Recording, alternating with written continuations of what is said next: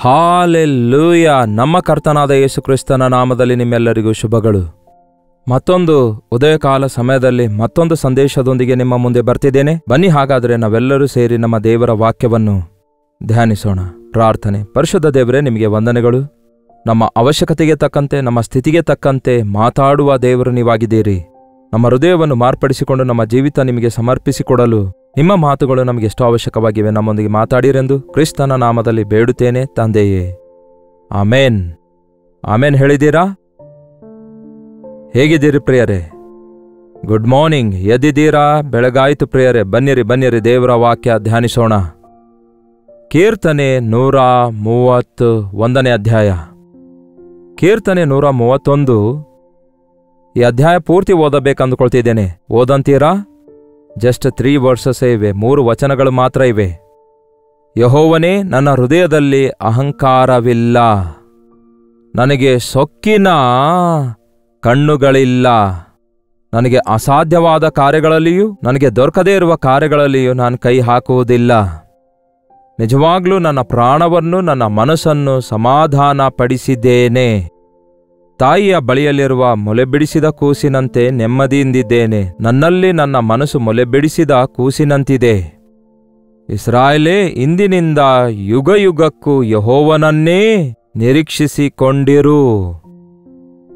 ನಮಗೆಷ್ಟೋ ಆಸೆಗಳಿರ್ತವೆ. ನಾವು ಎಷ್ಟೋ ಆಸೆಗಳನ್ನು ಇಟ್ಕೊಳ್ತೇವೆ. ಯಾರ ಮೇಲೆ? ತಂದೆ ತಾಯಿ ನಮಗೇನೋ ಮಾಡುತ್ತಾರೆ ಎಂಬುದಾಗಿ, ನಮ್ಮ ಫ್ರೆಂಡ್ಸ್ ನಮಗೇನೋ ಮಾಡುತ್ತಾರೆ ಎಂಬುದಾಗಿ, ಸರ್ಕಾರದವರು ನಮಗೇನೋ ಮೇಲು ಮಾಡುತ್ತಾರೆ ಎಂಬುದಾಗಿ, ಏನೋ ಐಶ್ವರ್ಯವಂತರು ನಮಗೇನಾದರೂ ಸಹಾಯ ಮಾಡುತ್ತಾರೆ ಎಂಬುದಾಗಿ, ಅಧಿಕಾರದಲ್ಲಿದ್ದಂಥವರು ನಮಗೇನಾದರೂ ಸಹಾಯ ಮಾಡುತ್ತಾರೆ ಎಂಬುದಾಗಿ ಮನುಷ್ಯರನ್ನೇ ನಂಬುತ್ತಾ ಇದ್ದೇವೆ. ಮನುಷ್ಯರ ಮೇಲೆಯೇ ನಮ್ಮ ಆಸೆ ಇಟ್ಕೊಳ್ತಾ ಇದ್ದೇವೆ. ಅದಕ್ಕೆ ನಮ್ಮ ಆಸೆಗಳೆಲ್ಲ ನಿರಾಶೆಯಾಗ್ತಾ ಇವೆ. ನಮಗೊಂದು ಆಸೆ ಇರುವಾಗ ಆ ಆಸೆಯನ್ನು ಕರ್ತನೊಂದಿಗೆ ಹೇಳಿಕೊಳ್ಳುವುದಾದರೆ ನಮ್ಮ ಹೃದಯದ ತವಕ ತೀರಿಸುವ ದೇವರು ನಮಗೆ ಮೇಲನ್ನೇ ಉಂಟು ಮಾಡ್ತಾರೆ. ಅದರಲ್ಲೂ ಆಸೆ ಇರಬೇಕೇ ಹೊರತು ಅತ್ಯಾಸೆ ಇರಬಾರದು. ಆಸೆ ಇರೋದು ಒಳ್ಳೆಯದೇ, ಆದರೆ ಅತ್ಯಾಸೆ ಪ್ರಮಾದಕರವಾಗಿರುತ್ತೆ. ನನಗೆ ಸಿಗಲಾರದೇ ಇರುವವುಗಳ ವಿಷಯದಲ್ಲಿ ಏನ್ ಹೇಳ್ತಾನೆ ನೋಡಿ ದಾವೀದನು, ನನಗೆ ಸಾಧ್ಯವಾಗದ ಕಾರ್ಯಗಳಲ್ಲಿ ನಾನು ಕೈ ಹಾಕುತ್ತಾ ಇಲ್ಲ ಅನ್ನುತ್ತಾನೆ. ಅವುಗಳಿಗಾಗಿ ತವಕಿಸುತ್ತಾ ಇಲ್ಲ, ಅವುಗಳನ್ನು ಹೊಂದಬೇಕೆಂದು ಆಶಿಸುತ್ತಾ ಇಲ್ಲ, ಅವುಗಳಿಗೋಸ್ಕರ ಪ್ರಯತ್ನ ಮಾಡುತ್ತಾ ಇಲ್ಲ. ನಮ್ಮ ಶಕ್ತಿಗೆ ಮೀರಿದವುಗಳಿಗಾಗಿ, ನಮಗೆ ಅವಶ್ಯಕತೆ ಇಲ್ಲದವುಗಳಿಗಾಗಿ ನಾವು ಯಾಕೆ ಆಸೆ ಪಡಬೇಕು ಪ್ರಿಯರೇ? ನಮಗೆ ಆಹಾರ ಬೇಕು ಎಂದು ಬೇಡಿಕೊಳ್ಳುವುದು ತಪ್ಪಲ್ಲ, ಆದರೆ ನಮಗೆ ಆಹಾರ ಪಂಚಭಕ್ಷ ಪರಮನ್ನ ಬೇಕು ಅನ್ನುವುದಾದರೆ ಅದನ್ನೇ ದಿನಾಲು ತಿಂದ್ರೆ ಏನಾಗ್ತದೆ ಗೊತ್ತಾ? ಅನಾರೋಗ್ಯ ಪರಿಸ್ಥಿತಿಯೊಳಗೆ ಸಿಕ್ಕಾಕೊಳ್ತೇವೆ. ನಿಜ ಪ್ರಿಯರೇ, ಆಹಾರ ಇಲ್ಲದವರಿಗೆ ಬರುವಂತಹ ರೋಗಕ್ಕಿಂತಲೂ ಆಹಾರ ಹೆಚ್ಚಿದ್ದವರಿಗೆ ಬರುವ ರೋಗಗಳೇ ಹೆಚ್ಚಾಗಿವೆ ಅಂತೆ. ನಮಗೆ ಬೇಕಾದದೆಲ್ಲ ಆಯಾ ಹೊತ್ತಿಗೆ ದೇವರು ಕೊಡ್ತೇನೆ ಎಂದು ಹೇಳಿರುವಾಗ, ಯಾವ ದಿನಕ್ಕೆ ಯಾವುದು ಬೇಕೋ ಅದನ್ನು, ಯಾವ ತಿಂಗಳಿಗೆ ಯಾವುದು ಬೇಕೋ ಅದನ್ನು ದೇವರು ಒದಗಿಸ್ತಾರೆ. ದಿನಾಲೂ ಅವಶ್ಯಕತೆ ಇರ್ತವೆ ನಮಗೆ. ಪ್ರತಿ ತಿಂಗಳು 1ನೇ ತಾರೀಕು ಬಂದ ಕೂಡಲೇ ಬಹಳಷ್ಟು ಜನರಿಗೆ ಬಿಲ್ ಕಟ್ಟಬೇಕಾಗ್ತದೆ. ಕರೆಂಟ್ ಬಿಲ್ ಕಟ್ಟಬೇಕು, ಫೋನ್ ಬಿಲ್ ಕಟ್ಟಬೇಕು, ಬಾಡಿಗೆ ಕಟ್ಟಬೇಕು, ಬಾಡಿಗೆ ಮನೆಯಲ್ಲಿದ್ದವರು. ಇನ್ನು ಕೆಲವರು ತಮ್ಮ ಕೆಲಸಗಾರರಿಗೆ ಒಂದು ಸ್ಯಾಲರಿ ಕೊಡಬೇಕು. ನಾವು ಇತರರಿಗೆ ಒಂದು ಒಡಂಬಡಿಕೆ ಮಾಡಿಕೊಂಡಿರುವುದಕ್ಕಾಗಿ ಅನೇಕರಿಗೆ ನಾವು ದುಡ್ಡು ಕಟ್ಟಬೇಕಾಗತ್ತೆ. ಮಕ್ಕಳ ಫೀಸ್ ಕಟ್ಟಬೇಕು, ಮಕ್ಕಳಿಗೆ ಅದು ಇದು ಹೀಗೆ ಒಂದೋ ಎರಡೋ. ಹೌದು, 1ನೇ ತಾರೀಕು ಬಂದ ಕೂಡಲೇ ಸಂಬಳ ಸಿಗುತ್ತೆ ಎನ್ನುವಂತಹ ಸಂತೋಷಕ್ಕಿಂತಲೂ ಬಿಲ್ಲುಗಳು ಕಟ್ಟಬೇಕೆಂಬ ಭಯ ಹೆಚ್ಚಾಗ್ತಿದೆ ಅಲ್ಲವೇ ಈ ದಿನಗಳಲ್ಲಿ? ಹಾಗಾಗಿ ಯಾವ ತಿಂಗಳಿಗೆ ಬೇಕೋ ಆ ತಿಂಗಳು ಯಾವ್ಯಾವ ಬಿಲ್ಗಳು ಬಂದಿವೆ ದೇವರೇ, ಆ ಬಿಲ್ಗಳನ್ನು ಕ್ಲಿಯರ್ ಮಾಡಲು ದೇವರೇ ನನಗೆ ಸಹಾಯ ಮಾಡಿರಿ ಎಂದು ಬೇಡಿಕೊಂಡು ದೇವರೇ ಸಹಾಯ ಮಾಡ್ತಾರೆಂದು ಆತನ ಮೇಲೆ ಆಸೆ ಇಟ್ಕೊಳ್ಳಿ. ಹಾಗೆಯೇ ವರ್ಷದ ಅಂತ್ಯಕ್ಕೆ ಬರೋಷ್ಟೊತ್ತಿಗೆ ಇನ್ನು ಕೆಲವೊಂದು ಜನರು ನೋಡಿ, ಉದಾಹರಣೆಗೆ ಈಗ ಜೈಪಾಲ್ ಫೌಂಡೇಶನ್ಸ್ ಮುಖಾಂತರ ಸೇವೆ ನಡೆಯುತ್ತಿದೆ ಅಂದ್ಕೊಳ್ಳಿ. ಸೊ ವರ್ಷಾಂತ್ಯಕ್ಕೆ ನಾವು ಇನ್ಕಮ್ ಟ್ಯಾಕ್ಸ್ಗೆ ಫೈಲ್ ಮಾಡಬೇಕಾದಾಗ ಎಲ್ಲ ಲೆಕ್ಕಾಚಾರ ಸರಿಪಡಿಸಿಕೊಳ್ಳುವಾಗ ಆದಾಯ ಎಷ್ಟಾಯ್ತು, ಖರ್ಚು ಎಷ್ಟಾಯ್ತೆಂದು ಯಾವುದರಲ್ಲೂ ಕಡಿಮೆ ಇಲ್ಲದಂತೆ, ನಮಗೆ ಉಳಿತಾಯ ಇಲ್ಲದಿದ್ರೂ ಪರವಾಗಿಲ್ಲ, ಆದರೆ ಸಾಲ ಮಾಡದಂತೆ ಬಿಲ್ಲು ಕಟ್ಟಬೇಕಾದ ಪರಿಸ್ಥಿತಿಗಳು ನಮಗಿವೆ. ಹಾಗಾಗಿ ಪ್ರತಿ ಬಿಸ್ನೆಸ್ ಪೀಪಲ್ ಪ್ರತಿ ವರ್ಷ ಅವರು ತಮ್ಮ ಅಕೌಂಟ್ ಕ್ಲಿಯರ್ ಮಾಡಿಕೊಳ್ಬೇಕು. ಆಗ ಅವರಿಗೆ ಎಷ್ಟು ದೊಡ್ಡ ಮರ ಇರುತ್ತೋ ಅಷ್ಟು ದೊಡ್ಡ ಗಾಳಿ ಅನ್ನುವಂತೆ ಅವರಿಗೆ ಲಕ್ಷಗಳಲ್ಲಿ ಬೇಕಾಗ್ತದೆ. ಇನ್ನೊಬ್ಬರಿಗೆ ಸಾವಿರಾರು ಬೇಕಾಗಿರುತ್ತೆ, ಕೆಲವರಿಗೆ 100 ರೂಪಾಯಿ ಆದ್ರೆ ಸಾಕಾಗುತ್ತೆ. ಆದರೆ ಎಷ್ಟೇ ದುಡ್ಡಾದಾಗಿಯೂ ಅದರ ವಿಷಯದಲ್ಲಿ ಅದರ ಕುರಿತಾಗಿ ದೇವರ ಮೇಲೆ ಆಸೆ ಇಟ್ಕೊಳ್ಬೇಕು. ನಮ್ಮ ಕರ್ತನಾದ ದೇವರು ಯಾವ ರೀತಿಯಾಗಿ ಹೇಗೆ ಸಹಾಯ ಒದಗಿಸುತ್ತಾರೆಂದು ಗೊತ್ತಿಲ್ಲ, ಆದರೆ ಯಾವ ಮನುಷ್ಯನ ಮುಖಾಂತರ, ಯಾವ ಸ್ಯಾಲರಿ ಮುಖಾಂತರ ಕೊಡ್ತಾರೋ ಗೊತ್ತಿಲ್ಲ, ಅಂಧಕಾರ ಧನನಿಧಿ ನಿಮಗೆ ಕೊಡ್ತೇನೆಂದು ಹೇಳಿದ್ದಾರೆ ದೇವರು. ನಮಗೆ ಒಂದೇ ದಿಕ್ಕಿನಿಂದ ಸಹಾಯ ಬರುತ್ತದೆ ಅಂದುಕೊಂಡು ಅದರ ಮೇಲೆ ಆಸೆ ಇಟ್ಕೊಂಡ್ರೆ ಆ ದಿಕ್ಕು ಮುಚ್ಚಿದ್ರೆ ನಾವು ದಿಕ್ಕಿಲ್ಲದವರಾಗಿ ಬಿಡ್ತೇವಲ್ಲವೇ? ಅದಕ್ಕೆ ನನ್ನನ್ನು ಬೇಡಿಕೊಳ್ಳಿರಿ, ನಾನು ನಿಮಗೆ ಕೊಡ್ತೇನೆಂದು ಕರ್ತನು ಹೇಳ್ತಿದ್ದಾರಲ್ಲವೇ? ನಮ್ಮ ವಿಜ್ಞಾಪನೆಗಳನ್ನು ಆತನಿಗೆ ತಿಳಿಯಪಡಿಸುತ್ತಿರುವಾಗ ಮೇಲಿಂದ ಮೇಲೆ ದೇವರು ನಮ್ಮ ಆಸೆಗಳನ್ನು ತೀರಿಸುತ್ತಾರೆ. ದಾವೀದನು ಹೇಳ್ತಾನೆ, ಯೆಹೋವನೇ, ನನ್ನ ಹೃದಯ ಅಹಂಕಾರವುಳ್ಳದಲ್ಲ, ನನ್ನ ಕಣ್ಣು ಸೊಕ್ಕಿಗಳಿಂದ ಕೂಡಿಲ್ಲ. ಹೌದು, ದುಡ್ಡು ಹೆಚ್ಚಾದರೆ ಈ ದಿನ ಮನುಷ್ಯರಿಗೆ ಅಹಂಭಾವ ಹೆಚ್ಚಾಗುತ್ತೆ. ಕೊರತೆ ಇಲ್ಲದವರಿಗೆ ನೋಡ್ರಿ ಎಷ್ಟು ಗರ್ವಿಷ್ಠರಾಗಿರ್ತಾರೆ ಅವರು. ಎಲ್ಲವೂ ಇದ್ದವನಿಗೆ ಕೃತಜ್ಞತೆಯ ಹೃದಯ ಇರುವುದಿಲ್ವಲ್ಲ? ಅದಕ್ಕೆ ದಾವೀದನು ಹೇಳ್ತಾನೆ, ನನಗೆ ದೊಡ್ಡ ದೊಡ್ಡ ಕಾರ್ಯಗಳಿಗೋಸ್ಕರ, ಸಾಧ್ಯವಾಗದ ಕಾರ್ಯಗಳಿಗೋಸ್ಕರ ನಾನು ಆಸೆ ಪಡುತ್ತಾ ಇಲ್ಲ. ಅದು ನನಗೆ ಅಹಂಕಾರ ಉಂಟು ಮಾಡ್ತದೆ. ಅವು ನನ್ನ ಕಣ್ಣು ಸೊಕ್ಕಿಗೊಳಗಾಗುವಂತೆ ಮಾಡ್ತವೆ. ಕಣ್ಣು ಸೊಕ್ಕಿನಿಂದಿದ್ದವರನ್ನು ದೊಬ್ಬುತ್ತಾರೆ ಎಂದು ದೇವರ ವಾಕ್ಯ ಹೇಳುತ್ತೆ. ಕಣ್ಣಿಗೆ ಎಂಥವರು ಎಂಬುದಾಗಿ ನೋಡದೆ ಮಾತಾಡ್ತಾ ಇದೀಯನ ಮಗನೇ ಎಂಬುದಾಗಿ ನಮ್ಮ ಹಿರಿಯರು ಒಮ್ಮೆ ಗದರಿಸಿರುವುದನ್ನು ಕೇಳಿದ್ದೇವೆ. ಯಾಕೆಂದರೆ ಅವರಿಗೆ ಗರ್ವ ಹೆಚ್ಚಾದಾಗ ಅವರ ಎದುರುಗಡೆ ಇರುವವರು ಏನೋ ಕೆಳಮಟ್ಟದವರು, ತಾವೇ ಮೇಲ್ಮಟ್ಟದವರೆಂದು ಭಾವಿಸಿಕೊಳ್ತಾರೆ. ಅದಕ್ಕೆ ದಾವೀದನು ಹೇಳ್ತಾನೆ, ನನಗೆ ಹೆಚ್ಚೇನು ಬೇಡ ದೇವ್ರೆ, ಹೆಚ್ಚಿದ್ರೆ ನಾನು ಗರ್ವಿಷ್ಠನಾಗ್ತೇನೆ, ಹೆಚ್ಚು ಏನಾದರೂ ಇದ್ರೆ ನಾನು ನಷ್ಟ ಹೋಗ್ತೇನೆ ಅನ್ನುತ್ತಾನೆ. ಇನ್ನೊಂದು ಕಡೆ ಹೇಳ್ತಾನೆ, ನನಗೆ ಈ 2 ಕಾರ್ಯ ದಯಪಾಲಿಸು ದೇವರೇ ಅನ್ನುತ್ತಾನೆ. ನಾನು ಹೊಟ್ಟೆ ತುಂಬಿದವನಾದರೆ ದೇವರನ್ನು ಎಲ್ಲಿ ಮರೆತು ಹೋಗ್ತೇನೇನೋ, ನಾನು ಬಡವನಾಗಿ ಎಲ್ಲಿ ನಿನ್ನ ನಾಮಕ್ಕೆ ದೂಷಣೆಯನ್ನು ತರುತ್ತೇನೇನೋ. ಹಾಗಾಗಿ ಕೊರತೆಯಲ್ಲಿಯೂ ನನ್ನನ್ನು ಇಡಬೇಡಿರಿ, ಬಡತನದಲ್ಲಿಯೂ ಇಡಬೇಡಿರಿ. ಆಯಾ ದಿನಕ್ಕೆ ತಕ್ಕಂತೆ ನನಗೆ ಬೇಕಾದದನ್ನು ದಯಪಾಲಿಸಿರಿ, ನನಗೆ ತಕ್ಕಷ್ಟು ದಯಪಾಲಿಸಿರಿ ಎಂದು ಪ್ರಾರ್ಥನೆ ಮಾಡುತ್ತಾನೆ. ಅದೇ ರೀತಿ ನಾವು ಸಹ ಅನೇಕ ಸಾರಿ ಅಂದ್ಕೊಳ್ತೇವೆ, ನಮಗೆ ಎಲ್ಲವೂ ಇರುವಾಗ ನಾವು ಚೆನ್ನಾಗಿರ್ತೇವೆ ಅಂದ್ಕೊಳ್ತೇವೆ. ಆದರೆ ಪ್ರತಿದಿನ ಕರ್ತನ ಪಾದದ ಬಳಿಯಲ್ಲಿ ಕಾದಿರುವುದನ್ನು ಕಲಿತುಕೊಳ್ಳುವವನು ಆಯಾ ದಿನಕ್ಕೆ ತಕ್ಕ ಹಾಗೆ ತನ್ನ ಅವಶ್ಯಕತೆಗಳನ್ನು ಅದ್ಭುತವಾಗಿ ತೀರಿಸುವ ದೇವರಿದ್ದಾರೆಂದು ನಂಬಿ ಸ್ತುತಿಸುವವನಾಗಿರುತ್ತಾನೆ. ಪ್ರತಿ ಅವಶ್ಯಕತೆ ತೀರಿದಾಗ ಅದೊಂದು ಸ್ತುತಿ ಉಂಟು ಮಾಡುತ್ತದೆ, ಒಂದು ಕೃತಜ್ಞತೆಯನ್ನು ಉಂಟು ಮಾಡುತ್ತದೆ. ನನ್ನ ಪ್ರಾಣವನ್ನು ನೆಮ್ಮದಿಪಡಿಸಿಕೊಂಡು ಸಮಾಧಾನಪಡಿಸಿದ್ದೇನೆ. ಪ್ರತಿ ವಿಶ್ವಾಸಿಯೇ ಅನಿಸಿಕೊಳ್ಳುವವನು ಇದನ್ನು ಕಲಿತುಕೊಳ್ಳಬೇಕು. ತನ್ನ ಪ್ರಾಣವನ್ನು ನೆಮ್ಮದಿಪಡಿಸಿಕೊಳ್ಳಬೇಕು, ಸಮಾಧಾನಪಡಿಸಿಕೊಳ್ಳಬೇಕು. ನಮ್ಮ ಮನಸ್ಸು ಹಿಗ್ಗುತ್ತಾ ಹಾರುತ್ತಾ ಇರುತ್ತೆ ಕೆಲವೊಂದು ಸಾರಿ. ಅಂದರೆ ನಮ್ಮ ಪ್ರಾಣ ಯಾವಾಗ ನೋಡಿದ್ರು ಏನ್ ಮಾಡಿದ್ದಾರೆ ದೇವರು ನನಗೆ, ಏನ್ ಮಾಡಿದ್ದಾರೆ ನನಗೆ, ಅಪ್ಪ ಏನ್ ಮಾಡಿದಾನೆ, ಅಮ್ಮ ಏನ್ ಮಾಡಿದಾಳೆ, ಯಾರೇನ್ ಮಾಡಿದ್ದಾರೆ ಎಂದು ಕೇಳುತ್ತಾ ಇರುತ್ತೆ. ನನಗ್ಯಾಕೆ ಈ ಬಾಧೆ, ನನಗ್ಯಾಕೆ ಈ ಕಷ್ಟ, ನನಗ್ಯಾಕೆ ಈ ಅವಮಾನ, ನಾನೆಷ್ಟು ದೊಡ್ಡ ವ್ಯಕ್ತಿ ಗೊತ್ತಾ, ನಾನು ಎಷ್ಟು ಕಷ್ಟಪಟ್ಟಿದ್ದೇನೆ ಗೊತ್ತಾ, ನನಗೇನು ಸಿಕ್ತು ಕೊನೆಗೆ ಎಂದು ಲೊಡ ಬಾಯಿಗೆ ಬಂದ ಹಾಗೆ ನಾವು ಮಾತಾಡ್ತಾ ಇರ್ತೇವಲ್ಲವೇ? ಇರು, ಸ್ವಲ್ಪ ನಿಲ್ಲು, ಏನ್ ಮಾಡಿದಿ ಅಂತ ಯಾಕೆ ಕೇಳ್ತಿ, ಸ್ವಲ್ಪ ಸಮಾಧಾನದಿಂದಿರು, ಆಲೋಚಿಸು ಏನೇನು ದೇವರು ನಿನಗೆ ಮಾಡಿದಾರೆಂದು, ಏನೆಲ್ಲಾ ದೇವ್ರು ಕೊಟ್ಟಿದ್ದಾರೆಂದು ಜ್ಞಾಪಕ ಮಾಡಿಕೋ. ನಿನಗೆ ದೇವ್ರು ಕೊಟ್ಟ ಆರೋಗ್ಯಕ್ಕಾಗಿ ದೇವರನ್ನು ಸ್ತುತಿಸಿರಿ, ಕೊಟ್ಟ ಸಂತೋಷಕ್ಕಾಗಿ ದೇವರನ್ನು ಸ್ತುತಿಸಿರಿ. ಅಷ್ಟೇ ಅಲ್ಲ, ನೀವಿರುವ ಸ್ಥಿತಿಗಾಗಿ ದೇವರನ್ನು ಸ್ತುತಿಸಿರಿ. ಗತದಲ್ಲಿ ಎಷ್ಟು ಅಪಾಯದಿಂದ ದೇವರು ತಪ್ಪಿಸಿದ್ದಾರೆಂದು ಜ್ಞಾಪಕ ಮಾಡಿಕೊಳ್ಳ್ರಿ. ಹೀಗೆ ನಿಮ್ಮ ಹೃದಯವನ್ನು ನೆಮ್ಮದಿಪಡಿಸಿಕೊಳ್ಳುವುದನ್ನು ಕಲಿತುಕೊಳ್ಳಬೇಕು. ನನಗೆ ಅದು ಬೇಕು, ಇದು ಬೇಕು, ಹಾಗಾಗಿ ಅದನ್ನು ಮಾಡಬೇಕು, ಇದನ್ನು ಮಾಡಬೇಕು. ಅಯ್ಯೋ, ನಿಲ್ಲಿ, ತಕ್ಕ ಸಮಯದಲ್ಲಿ ನಿಮಗೆ ಬೇಕಾದದನ್ನು ದೇವರು ಕೊಡ್ತಾರೆಂದು ನಂಬಿ ನೆಮ್ಮದಿಂದಿರಿ. ದೇವರ ಮೇಲೆ ಆಧಾರಗೊಂಡಿರೋ ನನ್ನ ಮನವೇ ಎಂಬುದಾಗಿ ನಮ್ಮನ್ನು ನಾವು ಸಮಾಧಾನಪಡಿಸಿಕೊಳ್ಬೇಕು. ಆಯ್ತು ಸರಿ, ಪರವಾಗಿಲ್ಲ ಎಂದು ಬೇರೆ ಎಲ್ಲರನ್ನೂ ನಾವು ಸಮಾಧಾನಪಡಿಸ್ತಾ ಇರ್ತೇವೆ. ಆದರೆ ದಾವೀದನು ಹೇಳ್ತಾನೆ, ನನ್ನ ಪ್ರಾಣವನ್ನು ನಾನು ಸಮಾಧಾನಪಡಿಸಿಕೊಳ್ತೇನೆ, ನನ್ನ ಮನಸ್ಸನ್ನು ನಾನು ಸಮಾಧಾನಪಡಿಸಿಕೊಳ್ತೇನೆ ಅನ್ನುತ್ತಾನೆ.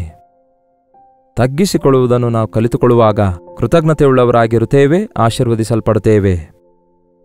ತಾಯಿಯ ಬಳಿಯಲ್ಲಿರುವ ಮೊಲೆಬಿಡಿಸಿದ ಕೂಸಿನಂತೆ ನನ್ನ ಮನಸ್ಸು ನನ್ನಲ್ಲಿ ನೆಮ್ಮದಿಯಿಂದಿದೆ. ತಾಯಿಯ ಎದೆಹಾಲು ಕುಡಿಯುವ ಮಗು ಒಂದು ಸ್ವಲ್ಪ ಹಾಲು ಕುಡಿದ ಕೂಡಲೇ ಅದು ಅಳುವುದನ್ನು ನಿಲ್ಲಿಸುತ್ತೆ. ಅದರ ಆತುರತೆ ತೀರಿ ಹೋಗ್ತದೆ. ಆ ತಾಯಿಯ ಮಡಿಲಲ್ಲಿ ಹಾಯಾಗಿ, ಮತ್ತೆ ಸಾಯಂಕಾಲ ಕುಡಿಸುವಿಯಾ ಮಮ್ಮಿ, ಮತ್ತೆ ನಾಳೆ ಕುಡಿಯಲು ಕೊಡುವಿಯಾ ಅಮ್ಮ ಎಂದು ಕೇಳದೆ ಹಾಯಾಗಿ ನಿದ್ದೆ ಮಾಡುತ್ತೆ. ಈ ಹೊತ್ತಿಗೆ ಇಷ್ಟು ಹಾಲು ನನಗೆ ಸಾಕು.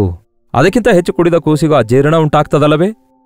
ಹಾಗೆಯೇ ದೇವರು ನಮಗೆ ಕೊಟ್ಟಿರುವ ವಿಷಯದಲ್ಲಿ ಸಾಕು ಅಂದರೆ ಹಸುಕೂಸು ತಾಯಿಯ ಮೇಲೆ ನಂಬಿಕೆ ಇಟ್ಟಿರುವಂತೆ ನಾವು ಕೂಡ ನಮ್ಮ ಪರಮ ತಂದೆಯ ಮೇಲೆ ನಂಬಿಕೆ ಇಡಬೇಕು. ನನ್ನ ಪ್ರತಿ ಅವಶ್ಯಕತೆ ತೀರಿಸುವ ದೇವರು ನನಗಿದ್ದಾರೆ, ಈ ದಿನಕ್ಕೆ ಇಷ್ಟು ಸಾಕು ಈ ದಿನ ಇಷ್ಟು ಆಹಾರ ಕೊಟ್ಟಿದ್ದೀರಿ ಸಾಕು, ಈ ದಿನ ಇಷ್ಟು ದುಡ್ಡು ಕೊಟ್ಟಿದ್ದೀರಿ ಸಾಕು, ಈ ದಿನ ನನಗೆ ಈ ಕಷ್ಟದಿಂದ ಹೊರಗೆ ತಂದಿದ್ದೀರಿ ದೇವರೇ, ಇಷ್ಟು ಸಾಕು ಎಂದು ನಾವು ಸಮಾಧಾನ ಪಡಿಸಿಕೊಳ್ಳುವುದನ್ನು ಕಲಿಯಬೇಕು. ಅಷ್ಟು ಮಾತ್ರವಲ್ಲ, ಈ ದಿನ ಮೊದಲುಗೊಂಡು ನಿತ್ಯವೂ ಯೆಹೋವನ ಮೇಲೆಯೇ ಆಸೆ ಇಟ್ಕೊಂಡಿರು. ಇಂದಿನಿಂದ ನಿತ್ಯವೂ ನೀವು ಬದುಕಿರುವವರೆಗೂ ಯೆಹೋವನ ಮೇಲೆಯೇ, ಕರ್ತನ ಮೇಲೆಯೇ ಆಸೆ ಇಟ್ಕೊಳ್ರಿ. ನೀವು ಒಬ್ಬ ಚಿಕ್ಕ ಬಾಲಕನಾಗಿದ್ರು, ನೀವು ಒಬ್ಬ ವಿವಾಹಿತ ವ್ಯಕ್ತಿಯಾಗಿದ್ರೂ, ಗಂಡ ಏನೋ ಕೊಡಿಸಬೇಕೆಂದು, ಹೆಂಡತಿ ಏನೋ ಮಾಡಿಡಬೇಕೆಂದು, ತಂದೆ ತಾಯಿ ಏನೋ ನನಗೆ ತಂದು ಕೊಡಬೇಕೆಂದು, ಅವರು ಸಂಪಾದಿಸಿದ್ದನ್ನು ನನಗಾಗಿ ಕೂಡಿ ಇಡಬೇಕೆಂದು ಅವ್ರ ಮೇಲೆ ಆಸೆ ಇಟ್ಕೊಳ್ಬೇಡ್ರಿ. ಎಷ್ಟೋ ಸಾರಿ ಗಂಡ ಹೆಂಡತಿಯರು ಕೂಡ ಒಬ್ಬರ ಮೇಲೆ ಒಬ್ಬರು ಆಸೆ ಇಟ್ಕೊಳ್ತಾರೆ ಹೊರತು ಅವರಿಗೆ ನಾನೇನು ಕೊಡಲಿ, ನಾನು ಹೇಗೆ ಅವರಿಗೆ ಸಹಾಯ ಮಾಡಲಿ ಎಂಬುದಾಗಿ ಆಲೋಚಿಸುವುದಿಲ್ಲ. ಹೆಂಡತಿಯಾಗಿ ನಿಮ್ಮನ್ನು ನೀವು ಸಮಾಧಾನ ಪಡಿಸಿಕೊಳ್ರಿ. ಆಯ್ತು ಬಿಡಿ, ಪರವಾಗಿಲ್ಲ.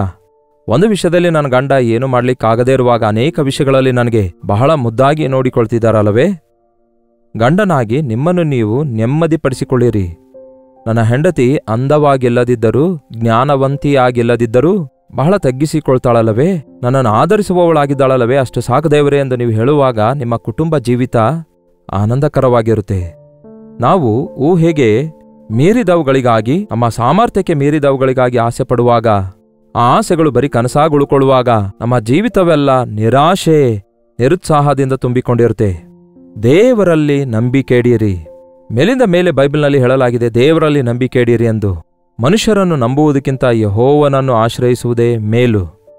ನಿಮ್ಮ ಜೀವಿತದ ಎಲ್ಲಾ ಸ್ಥಿತಿಗತಿಗಳಲ್ಲಿ ಒಬ್ಬ ಬಾಲಕನಾಗಿ, ಒಬ್ಬ ಯವನಸ್ಥನಾಗಿ, ಒಬ್ಬ ವಿವಾಹಿತನಾಗಿ, ಒಬ್ಬ ಮಧ್ಯವಯಸ್ಕರನಾಗಿ, ಒಬ್ಬ ಕುಟುಂಬಸ್ಥನಾಗಿ, ಒಬ್ಬ ವೃದ್ಧನಾಗಿ, ವೃದ್ಧಾಪ್ಯದಲ್ಲಿ ಬಹಳಷ್ಟು ಜನ ಈ ದಿನ ಹೇಳ್ತಾರೆ, ನನ್ನ ಮಕ್ಕಳು ನನಗೆ ಸರಿಯಾಗಿ ನೋಡ್ತಾಳೆ, ಎಷ್ಟೋ ಜನ ಮಕ್ಕಳನ್ನು ಹೆತ್ತಿದ್ದೇನಲ್ಲವೇ, ಅವರಿಗೆ ಸಾಕಿ ಸಲಹಿ ಮದುವೆ ಮಾಡಿ ಎಲ್ಲದರಲ್ಲಿಯೂ ಅವರಿಗೆ ಸಹಕಾರ ಮಾಡಿದ್ದೇನಲ್ಲವೇ, ಈ ದಿನ ನನಗೆ ಒಬ್ಬಂಟಿಗನಾಗಿ ಬಿಟ್ಟಿದ್ದಾರೆ, ನನಗೆ ಸರಿಯಾಗಿ ಲಕ್ಷಿಸುತ್ತಾ ಇಲ್ಲ, ನನಗೆ ಪ್ರೀತಿಸ್ತಾ ಇಲ್ಲ, ನನಗೆ ಸಹಕರಿಸುತ್ತಾ ಇಲ್ಲ ಎಂಬುದಾಗಿ ಹೀಗೆ ಎಷ್ಟೋ ಜನ ವೃದ್ಧರು ಮಕ್ಕಳ ಮೇಲೆ ಆಸೆ ಇಟ್ಕೊಳ್ತಿದ್ದಾರೆ.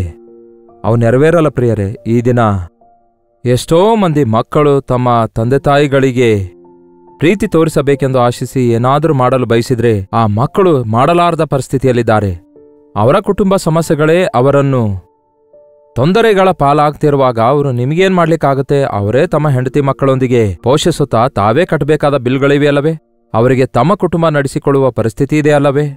ಮೇಲಿಂದ ಮುದುಕರಾಗಿರುವ ನಿಮ್ಮ ಕುರಿತು, ಮುದುಕಳಾಗಿರುವ ನಿಮ್ಮ ಕುರಿತು ಅವರು ಆಲೋಚಿಸುತ್ತಾ ಕೂತ್ಕೊಳ್ಳುವುದು ಅವರಿಂದ ಆಗದೇ ಇರುವುದರಿಂದ ನಿಮ್ಮ ಆಸೆ ದೇವರ ಮೇಲೆ ಇಡುವಂಥವರಾಗಿರಿ. ಯಾಕೆಂದ್ರೆ ಮುಪ್ಪಿನಲ್ಲಿಯೂ ನಿಮ್ಮನ್ನು ಹೊತ್ತುಕೊಳ್ಳುವಾತನು ನಾನೇ ಎಂದು ಹೇಳಿದ ಕರ್ತನು ನಮಗಿದ್ದಾರಲ್ಲವೇ? ಬಾಲಕರಾಗಿರುವಾಗ ನಮ್ಮನ್ನು ಎತ್ತುಕೊಳ್ಳುವಾತನು, ನಮ್ಮ ಕೈ ಬಿಡುವುದಿಲ್ಲ, ತೊರೆದು ಬಿಡುವುದಿಲ್ಲ ಎಂದು ಹೇಳಿದ ದೇವರು ಎಲ್ಲಾ ಸ್ಥಿತಿಗತಿಗಳಲ್ಲಿ ಎಲ್ಲರೂ ಕೈ ಬಿಟ್ಟರೂ ಕೂಡ ಕೈ ಬಿಡದಂತಹ ಮರೆಯಲಾರದ ಕರ್ತನು ನಮಗೆ ಯಾವಾಗಲೂ ಇರುವುದರಿಂದ ನಮ್ಮ ದೃಷ್ಟಿ ಯಾವಾಗಲೂ ಆತನ ಮೇಲೆಯೇ ಇರಬೇಕು. ನಮ್ಮ ಆಸೆ ಆತನ ಮೇಲೆಯೇ ಇರಬೇಕು.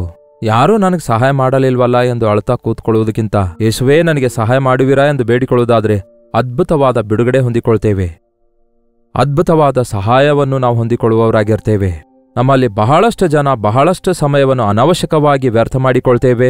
ಇಂಥವರು ನನಗೆ ಮೋಸ ಮಾಡಿದ್ರು, ಇಂಥವರು ನನಗೆ ದ್ರೋಹ ಮಾಡಿದ್ರು, ಅವರು ನನಗೆ ಮರೆತು ಹೋದ್ರು, ಇವರು ನನಗೆ ಸಹಾಯ ಮಾಡ್ತಾ ಇಲ್ಲ, ಇಂತಹ ಕೊರತೆ ಅಗತ್ಯತೆಗಳು ನನಗಿವೆ ಎಂಬುದಾಗಿ ಎಷ್ಟು ಹೆಚ್ಚು ನೀವು ಯೋಚಿಸ್ತಾ ಕೂತ್ಕೊಳ್ತೀರೋ ಅಷ್ಟೇ ಹೆಚ್ಚಾಗಿ ನೀವು ಶಾರೀರಿಕವಾಗಿ ಕುಗ್ಗಿ ಹೋಗ್ತೀರಿ, ಮಾನಸಿಕವಾಗಿ ಕುಗ್ಗಿ ಹೋಗ್ತೀರಿ, ಆಧ್ಯಾತ್ಮಿಕವಾಗಿಯೂ ಕೂಡ ಪತನವಾಗ್ತೀರಿ. ಅದರ ಬದಲಿಗೆ ನನ್ನ ಕರ್ತನ ಮೇಲೆ ಆಸೆ ಇಟ್ಕೊಂಡಿದ್ದೇನೆ, ಆತನು ನನ್ನನ್ನು ಮರೆಯುವುದಿಲ್ಲ, ಕೈ ಬಿಡುವುದಿಲ್ಲ. ನನಗೆ ಏನು ಬೇಕಾಗಿದೆಯೋ ಅದು ಆತನಿಗೆ ಗೊತ್ತಿರುವುದರಿಂದ ಯಾವುದೇ ಸಮಯದಲ್ಲಾಗಲಿ ಏನೇ ಬೇಕಾದಾಗ ನನ್ನ ಯೇಸು ನನಗೆ ಕೊಡುತ್ತಾರೆ. ಆತನು ಜೀವ ಕೊಡುವುದಕ್ಕಾಗಿಯೂ ಸಮೃದ್ಧಿಯಾದ ಜೀವ ಕೊಡುವುದಕ್ಕಾಗಿಯೇ ಆತನು ಈ ಲೋಕಕ್ಕೆ ಬಂದಿದ್ದಾನೆ. ಮುಪ್ಪಿನಲ್ಲಿಯೂ ಅವರು ಚಿಗುರಿಸುವರು ಎಂದು ಆತನು ಹೇಳಿದ್ದಾನೆ. ಹಾಗಾಗಿ ನನ್ನ ಭಾರ, ನನ್ನ ಸಮಸ್ಯೆ, ನನ್ನ ಚಿಕ್ಕುಗಳೆಲ್ಲ, ನನ್ನ ಸಮಸ್ಯೆಗಳೆಲ್ಲ, ನನ್ನ ಹೋರಾಟಗಳೆಲ್ಲ ನನ್ನ ಕರ್ತನಿಗೆ ನಾನು ವಹಿಸಿಕೊಡುತ್ತೇನೆ ಎಂದು ಹೀಗೆ ಕರ್ತನ ಮೇಲೆ ಆಸೆ ಇಟ್ಕೊಳ್ರಿ. ಇಂದಿನಿಂದ ನಿತ್ಯವೂ ಯೆಹೋವನ ಮೇಲೆಯೇ ಆಸೆ ಇಟ್ಕೊಳ್ಳಿರಿ. ಆತನು ಯಾವತ್ತೂ ನಮ್ಮ ಆಸೆಗಳನ್ನು ನಿರಾಶೆಗೊಳಿಸುವುದಿಲ್ಲ. ನಮ್ಮ ಆಸೆಗಳನ್ನು ಪೂರೈಸುವಾತನು, ನಮ್ಮನ್ನು ಪ್ರೀತಿಸಿ ತನ್ನ ಪ್ರಾಣ ಕೊಟ್ಟಾತನೂ ಆಗಿದ್ದಾನೆ. ಆತನು ತನ್ನ ಸ್ವಂತ ಮಗನನ್ನೇ ನಮಗಾಗಿ ಅರ್ಪಿಸಿಕೊಟ್ಟಿರುವಾಗ ಆ ಮಗನ ಮುಖಾಂತರ ನಮಗೆ ಸಮಸ್ತವನ್ನು ಕೊಡಲಾರದೆ ಹೇಗೆ ಇರಲಿಕ್ಕಾಗುತ್ತೆ? ತಾಯಿಯ ಮಡಿಲಲ್ಲಿ ಕೂತುಕೊಂಡ ದಿನದಿಂದ ಮುಪ್ಪಿನವರೆಗೂ ನಮ್ಮನ್ನ ಹೊತ್ತುಕೊಂಡು ನಡೆಸುವಾತನು ಆತನೇ ಆಗಿದ್ದಾನೆ. ಸಮಾಧಾನಪಡಿಸುವಾತನು ಆತನೇ, ನೆಮ್ಮದಿಪಡಿಸುವಾತನು ಆತನೇ. ಆತನನ್ನು ನಂಬಿ ನೆಮ್ಮದಿಯಿಂದಿರೋಣ, ಅದ್ಭುತವಾದ ಆದರಣೆ ಹೊಂದಿಕೊಳ್ಳೋಣ. ಪ್ರಾರ್ಥನೆ. ಪರಿಶುದ್ಧ ದೇವರೇ, ಪ್ರೀತಿಯುಳ್ಳ ತಂದೆಯೇ, ನಿಜವೇ ದೇವರೇ, ನಾವು ಎಷ್ಟೋ ಸಾರಿ ಮನುಷ್ಯರನ್ನು ನಂಬಿ ಮೋಸ ಹೋಗ್ತಿದ್ದೇವೆ, ವಂಚಿಸಲ್ಪಡ್ತಿದ್ದೇವೆ, ದಿಗುಲುಪಟ್ಟವರಾಗಿ ನಿರಾಶೆ ನಿರುತ್ಸಾಹಕ್ಕೆ ಒಳಗಾಗ್ತಿದ್ದೇವೆ. ನಮ್ಮನ್ನು ಕನಿಕರಿಸಿರಿ ದೇವರೇ. ನಂಬಿಗಸ್ತನಾದ ದೇವರು ನೀವಾಗಿದ್ದೀರಿ. ನಮಗೆ ಅಸಾಧ್ಯವಾದ ಕಾರ್ಯಗಳಲ್ಲಿ ನಾವು ಕೈಹಾಕದೆ ನಮಗಿರುವವುಗಳಲ್ಲಿಯೇ ಸಂತುಷ್ಟರಾಗಿ ಮನಸ್ಸನ್ನು ನೆಮ್ಮದಿಪಡಿಸಿಕೊಳ್ಳಲು, ನಮ್ಮನ್ನು ನಾವು ಸಮಾಧಾನಪಡಿಸಿಕೊಂಡು ದೇವರಲ್ಲೇ ನಿರೀಕ್ಷೆ ಇಡಲು ನಮ್ಮೆಲ್ಲರಿಗೂ ಸಹಾಯ ಮಾಡಿರಿ. ಈ ದಿನ ಮೊದಲುಗೊಂಡು ದೇವರೇ, ನಾವು ಈ ಲೋಕ ಬಿಟ್ಟು ಬಿಡುವವರೆಗೂ, ನಿಮ್ಮ ರಾಜ್ಯಕ್ಕೆ ಸೇರುವವರೆಗೂ ನಿಮ್ಮ ಮೇಲೆಯೇ ನಮ್ಮ ಆಸೆ ಇಟ್ಟುಕೊಳ್ಳಲು ಸಹಾಯ ಮಾಡಿರಿ. ನಮ್ಮ ಆಸೆಗಳೆಲ್ಲ ತೀರಿಸುವಾತನೆಂದು ನಂಬಲು ಸಹಾಯ ಮಾಡಿರಿ. ನಿಮ್ಮ ಸಹಾಯ ಮೇಲಿಂದ ಮೇಲೆ ಹೊಂದಿಕೊಂಡು ನಿಮ್ಮನ್ನು ಸ್ತುತಿಸಲು ನಮ್ಮಲ್ಲಿ ಪ್ರತಿಯೊಬ್ಬರಿಗೂ ಸಹಾಯ ಮಾಡಿರಿ ಎಂದು ಕ್ರಿಸ್ತನ ನಾಮದಲ್ಲಿ ಬೇಡುತ್ತೇನೆ ತಂದೆಯೇ, ಆಮೇನ್. ನಮ್ಮ ತಂದೆಯಾದ ದೇವರ ಪ್ರೀತಿಯು, ಮಗನಾಗಿರುವ ಕ್ರಿಸ್ತನ ಕೃಪೆಯೂ, ಆದರಣೆ ಕರ್ತನಾದ ಪವಿತ್ರಾತ್ಮನ ಸಹವಾಸವು ಕೂಡಿ ಬಂದಿರುವ ನಮ್ಮೆಲ್ಲರ ಸಂಗಡ ಇಂದಿಗೂ ಸದಾಕಾಲಕ್ಕೂ ನೆಲೆಯಾಗಿರಲಿ. ಆಮೇನ್. ದೇವರಿಗೆ ಸ್ತೋತ್ರ. ನಿಮ್ಮ ಪ್ರಾರ್ಥನಾ ಮನವಿಗಳನ್ನು 8939731313 ನಂಬರ್ಗೆ ಹಾಗೂ ಇತರ ದೇಶದಿಂದ ವೀಕ್ಷಿಸುವುದಾದರೂ ಕೂಡ ಕೊಡಲ್ಪಟ್ಟ ಇದೇ ನಂಬರ್ಗೆ ಒಂದು ಟೆಕ್ಸ್ಟ್ ಇಲ್ಲವೇ ವಾಯ್ಸ್ ಮೆಸೇಜ್ ಮುಖಾಂತರ ವಾಟ್ಸಪ್ ಕಳಿಸಿಕೊಡಿರಿ. ಅವೆಲ್ಲವುಗಳನ್ನು ಪರಿಶೀಲಿಸಿ ನಿಮಗೋಸ್ಕರ ಪ್ರಾರ್ಥಿಸ್ತಿದ್ದೇವೆ. ನಿಮ್ಮ ಆಸೆಗಳೆಲ್ಲ ನಾವು ತೀರಿಸಲಿಕ್ಕಾಗದೇ ಇರಬಹುದು, ಆದರೆ ನೀವು ಕಳಿಸುವ ಪ್ರಾರ್ಥನಾ ಮನವಿಗಳೆಲ್ಲ ನಾವು ಕೂಡ ನಿಮ್ಮ ಪಕ್ಷದಲ್ಲಿ ವಿಜ್ಞಾಪನೆ ಮಾಡುತ್ತಿದ್ದೇವೆ. ನೀವು ನಮ್ಮೊಂದಿಗೆ ಐಕ್ಯತೆಯೊಂದಿಗೆ ಪ್ರಾರ್ಥಿಸುವಾಗ ದೇವರು ತನ್ನ ಅದ್ಭುತ ಕಾರ್ಯಗಳನ್ನು ಮಾಡೇ ಮಾಡುತ್ತಾರೆ. Doctor Jayapal Kannada YouTube channel subscribe ಮಾಡಿಕೊಳ್ಳದಿದ್ದರೆ ಸಬ್ಸ್ಕ್ರೈಬ್ ಮಾಡಿಕೊಳ್ಳಿರಿ. ಪ್ರತಿ ಸಾರಿ ನೀವು ಕೇಳ್ತಿರುವ ಸಂದೇಶಗಳು ನಿಮಗೆ ಆಶೀರ್ವಾದಕರವಾಗಿರೋದಾದರೆ ಲೈಕ್ ಬಟನ್ ಒತ್ತಿರಿ, ಇತರರಿಗೂ ಶೇರ್ ಮಾಡಿರಿ. ನಿಮ್ಮ ಹೆಸರು, ಊರು ಕಾಮೆಂಟ್ ಸೆಕ್ಷನ್ನಲ್ಲಿ ಬಂದು ಟೈಪ್ ಮಾಡುವುದನ್ನು ಮರೆಯಬೇಡಿ. ಕರ್ತನ ಚಿತ್ತವಿರುವುದಾದರೆ ಮತ್ತೆ ನಾಳೆ ಇದೇ ಅನುದಿನದ ಧ್ಯಾನ ಎಂಬ ಕಾರ್ಯಕ್ರಮದಲ್ಲಿ ಮತ್ತೆ ನಾವು ಭೇಟಿಯಾಗೋಣ. ಪ್ರತಿಯೊಬ್ಬೊಬ್ಬರೂ ಈ ಲೈವ್ ಕಾರ್ಯಕ್ರಮದಲ್ಲಿ ಪಾಲ್ಗೊಂಡು ಆಧ್ಯಾತ್ಮಿಕವಾಗಿ ಬಲಗೊಳ್ಳಬೇಕೆಂದು ಕೋರುತ್ತೇನೆ. ಅಲ್ಲಿವರೆಗೂ ದೇವರ ಮಹಾಕೃಪೆ ನಿಮ್ಮೆಲ್ಲರೊಂದಿಗಿರಲಿ.